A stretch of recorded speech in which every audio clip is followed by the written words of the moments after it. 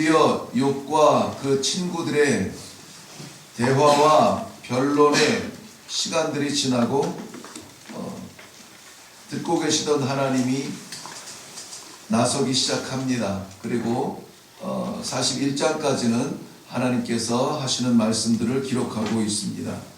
보통 오늘 같은 본문에도 보면 1절에 그때 여호와께서 폭풍우 가운데에서 욥에게 말씀하여 이르시되, 이 말씀을 중심으로 보면은 여호와께서 말씀하셨다는 것을 우리는 주목할 필요가 있습니다. 그런데 오늘 이 아침에는 저희들이 여호와께서 말씀하셨다는 것을 주목하는 것 같이 그와 같은 무게로 또 주목하고 싶은 부분이 있는데요. 그것은 뭐냐면은 폭풍우 가운데 말씀하셨다는 거예요. 폭풍우 가운데 말씀하셨다. 여호와의 말씀, 그 말씀 자체는 여호와의 등장이고, 여호와께서 등장하셔서 말씀하셨으면 그 어떤 상황이라도 방법이 생기기 때문에 여호와의 말씀은 언제나 중요합니다. 언제나 중요한데 오늘 특별히 폭풍우 가운데 말씀하셨다 하는 말씀을 묵상하는데 마치 우리의 인생 가운데 지나는 폭풍의 한 정점에서 말씀하여 주는 듯한 그러한 느낌을 받게 되었어요. 그래서 오늘은 이 말씀 가운데 폭풍우 가운데라는 제목으로 함께 말씀을 나누려고 합니다. 이 폭풍우는 욥의 삶을 강타한 그러한 폭풍우입니다. 의인이라 여겨질 만큼 사람과 하나님 앞에 선하고 정직하게 살아왔던 욥입니다. 그렇지만 10명의 자녀를 동시에 잃게 되고요, 그 많은 재산들을 다 잃어버리게 됩니다. 질병의 고통 가운데 견딜 수 없는 그 고통으로 돌로 기왓장으로 자신의 몸을 벅벅 긁으며 지나는 그 모습, 아내조차 외면하고 친구들은 찾아와서 오해하며 질타를 하기 시작합니다. 그야말로 그저 평범한 사람도 아닌 매우 뛰어난 사람인데도 불구하고, 사람과 하나님 앞에서 자랑할 만한 뛰어난 사람인데도 불구하고 견딜 수 없을 것 같은 이러한 폭풍을 만나게 됩니다. 사면초가의 그러한 고독감마저 느끼게 됩니다. 본문에서는 폭풍우라고 표현했지만은 제 느낌은 마치 허리케인 같은 그러한 파도 같은 강타를 만난 그러한 욥의 상황을 보고 있습니다. 그 가운데 그 폭풍우를 뚫고 하나님께서 말씀하고 계신다는 것입니다. 이 폭풍우는 하나님께서 말씀하지 않으면은 견딜 수 없는, 하나님의 말씀이 아니면은 뚫을 수 없는 그러한 폭풍우. 욥마저도, 욥 같은 사람마저도 그의 생각이, 그의 믿음이 희미해질 수밖에 없을 만큼 견디기 어려운 그러한 폭풍입니다. 오늘 욥의 상황은 2절 말씀에 보면은 무지한 말로 생각을 어둡게 하는 자가 누구냐 하는 말씀을 근거해서 보면은 하나님을 바라고 믿는 그 믿음마저도 흔들리는 그러한 폭풍우인 것을 우리는 생각할 수가 있습니다. 강력한 도전입니다. 드라마 보듯이 우리는 욥의 상황을 보면서 욥이 만난 폭풍우만 볼 수 있을까요? 우리에게는 이러한 폭풍우가 없습니까? 남들이 알지 못하는 그러한 고뇌가 없습니까? 우리에게는 이런 난관이 없을까요? 어지간한 마음, 어지간한 믿음이라면은 흔들리고 희미해질 것 같은 그러한 강타를 만난 적은 없습니까? 그러한 상황에서 하나님께서 말씀하신다라는 거예요. 말씀하신다. 생각을 어둡게 하는 자 누구냐? 너의 이 상황에서 무지한 말로 생각을 어둡게 하는 자가 누구냐? 누군가를 찾는 것이 중요한 것이 아니라, 그게 문제가 아니라 생각이 지금 어떻게 되고 있다고요? 어두워지고 있다고요. 어두워지고 있다. 천하의 욥도 흔들리고 있다고요. 친구들의 몰아붙이는 그러한 질책으로부터, 아니 이것은 내가 어떠한 죄를 지어서가 아니라 하나님의 주권이니까 이런 일을 당할 수 있어, 아 그럴 수 있지, 의연하게 대했던 그러한 마음조차 흔들리고 있다고요. 계속되는 친구들의 이야기는 자신의 정의를 불허시켜 만들고 있습니다. 아니 난 죄 없다고, 죄 없어, 죄 때문에 이러는 게 아니라고, 나도 도대체 하나님이 왜 이러는지 잘 모르겠어, 나도 물어보고 싶어 라고 이야기하기 시작합니다. 13장 3절 말씀에는 나도 하나님께 물어보고 싶다, 나도 변론하고 싶다 이렇게 이야기해요. 그것이 23장 3절 이후에 넘어가면은 내가 어떻게 하면 하나님의 처소에 좀 가까이 갈 수 있을까? 어떻게 하면 하나님을 좀 만나볼 수 있을까? 어떻게 바뀌고 있습니까? 마치 하나님이 내 곁에 없는 것처럼 말하고 있어요. 어떻게 하면 내가 하나님 앞에 가까이 나아가서 나도 좀 변론하고 싶다, 나도 물어보고 싶다, 내가 앞으로 나아가도 안 계시고 뒤를 돌아보아도 보이지 아니하시니 남들 어떻게 알겠느냐라고 고백하는 욥의 모습을 보면서 욥도 흔들리고 있구나. 하나님께서는 욥이 당하고 있는 이 폭풍 후 이 고뇌를 너무나 잘 알고 계십니다. 모르는 것이 아니에요. 못 본 것이 아닙니다. 그렇기 때문에 욥의 생각마저 어두워지려고 하는 이때에 무지한 말로 욥을 공격할 때 욥이 혼란스러워서 버티다 견디다 이제는 나도 왜 그런지 모르겠어 라고 내려놓을 이 순간에 하나님이 말씀해 주시는 거예요. 하나님 말씀. 그때를 놓치지 아니하세요. 우리가 당하는 이러한 폭풍우들은 때로는 우리의 옷깃을 여미게도 만들고, 때로는 우리를 겸손하게도 만들고, 때로는 우리를 강하게도 만들고, 하나님께서 시에 따라 때에 따라서 적절하게 강도를 맞추어서 약하게 강하게 부드럽게 따갑게 우리를 훈련시키십니다. 그러나 잊지 마세요.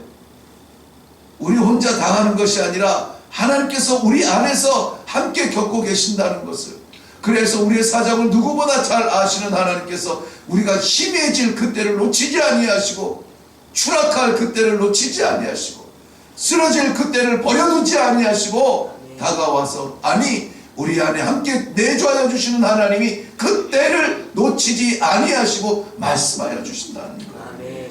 오늘 1절 말씀에도 그때에, 그래서 그때에 여호와께서 말씀하여 주시는 것입니다. 너는 대장부처럼 허리를 묶으라. 그리고 대답하라. 3절 말씀입니다. 너는 대장부처럼 허리를 묶으라. 그리고 대답하라. 하나님은 겸손한 사람을 사랑하십니다. 그러나 동시에 강하고 담대한 사람을 세우십니다.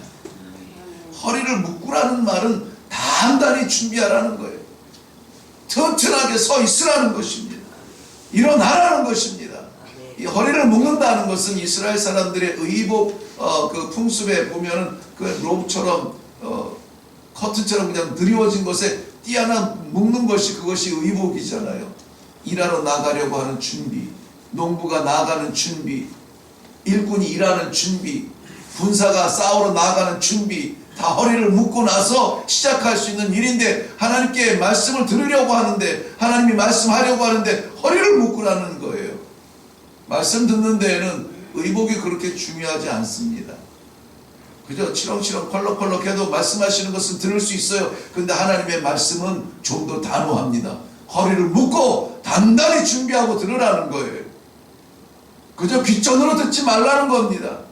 하나님의 말씀이 명령이면 그 명령 따라서 나아갈 준비를 하라는 것이죠. 하나님의 말씀이 권고이면 권고에 순종할 준비를 하라는 것입니다. 우리는 하나님의 말씀을 들을 준비를 해야 됩니다. 허리를 묶고 단단히 마음을 준비하고 믿음을 강하게 하고, 하나님 말씀하옵소서 종이 듣겠나이다. 듣는 자세로 듣는 마음으로 들어야지. 우리가 듣고 싶어하는 것, 편한 것, 우리에게 위로가 되는 것, 선물이 되는 것, 달콤한 것, 부드러운 것, 사탕 같은 것, 그러한 음성만 우리가 기다려서는 안 된다는 거예요. 정말 하나님의 말씀은 질책과도 같았습니다. 무엇을 물어보냐면은 우리 한번 다 같이 가볼게요. 4절 말씀 보면 내가 땅에 기초를 놓을 때에 내가 어디에 있었느냐, 내가 깨달아 알았거든 말할지어다. 그 다음부터 하나님의 질문이 계속됩니다. 누가 그것의 도량법을 정하였는지, 누가 그 줄을 그것의 위에 띄었는지 내가 아느냐? 내가 아느냐? 무슨 말씀입니까? 무엇을 물어봐요? 누구냐 하는 거예요. 누구냐? 누가 태초에 천지를 지었으며, 누가 이 땅을 지었으며, 누가 이 땅을 우주 가운데 던져 놓았으며 하늘의 별들을, 이게 41절까지 계속해가지고 누구냐? 누구냐? 네가 아느냐? 계속해서 물어보고 있어요. 바람을 누가 일으키느냐? 생명을 누가 주느냐? 누가 내 의복을 입히느냐?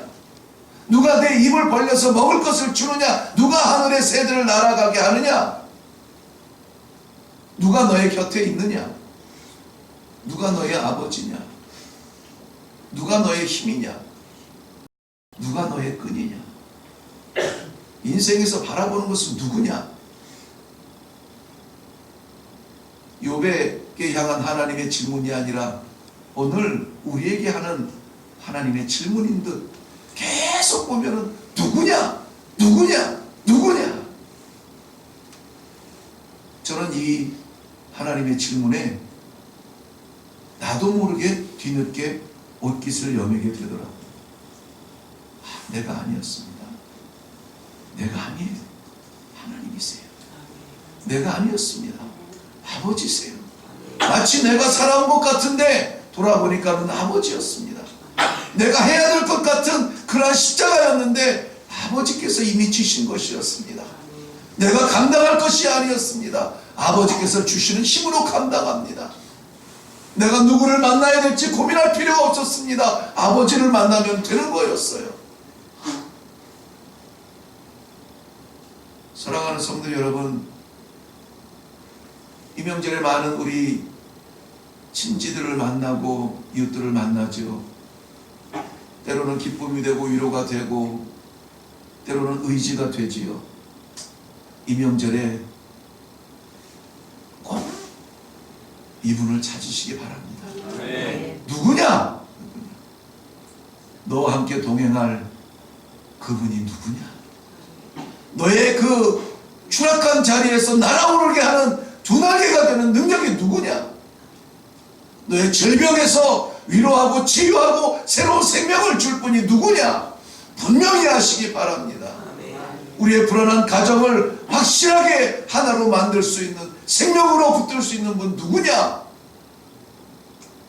나다. 계속해서 하시는 그 질문 속에 하나님은 나를 보기를 원하시는 거예요. 친구들이 몰아붙이는 질문을 여기저기 대답하다가 친구 바라보면서 대답하다가 나를 바라보지 아니하고 그 폭풍우 속에서도 하나님을 볼 수 있는 믿음의 눈을 뜨라는 것이었습니다.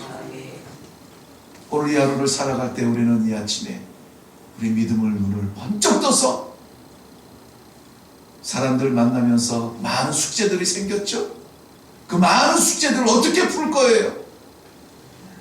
누굽니까? 그 숙제를 해결할 사람이 하나님이세요. 나다.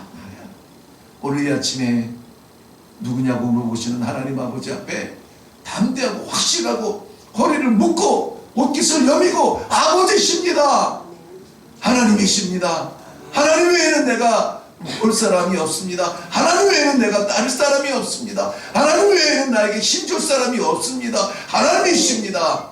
분명하게 깨끗하게 선명하게 응답하고 내려가시기를 주님의 이름으로 축원합니다. 기도하겠습니다.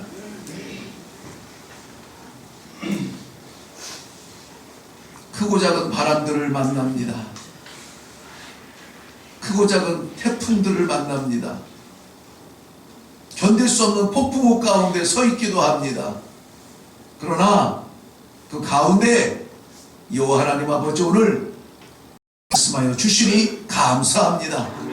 하나님밖에 없습니다. 모든 문제에, 모든 숙제에, 모든 질문에, 모든 삶에 해답은 하나님밖에 없음을 고백합니다. 하나님 오늘도 주의 사랑하는 백성들과 통행하여 주시옵소서. 답이 되어 주시옵소서. 감사드리옵고 예수님의 이름으로 기도하옵나이다. 아멘. 우리 같이 한번 기도할 때에 폭풍우 가운데 여호와께서 말씀하여 주십니다. 이 말씀하여 주시는 하나님을 감사한 마음으로 마주서시고 옷깃을 여미고 하나님이십니다. 하나님이십니다. 아버지 외에는 없습니다. 능력 되시고 힘 되시고 길 되시고 답이 되어주시는 하나님 감사합니다. 이 시간에 우리 확실하게 우리의 주인 되시는 하나님을 대답하며 나아갈 수 있기를 바랍니다.